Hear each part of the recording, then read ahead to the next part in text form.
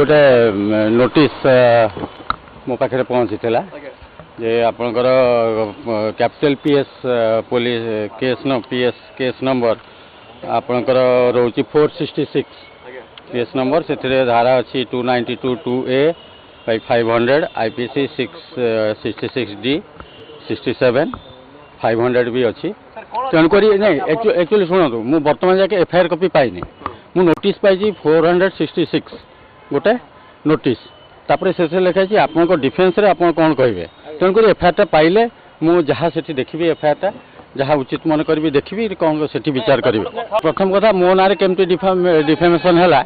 से डिफेमेशन उचित जवाब मुझे कोर्ट रे देवी बाकी कथा रहा जहाँ तथ्य आम पाइचु से रखीचु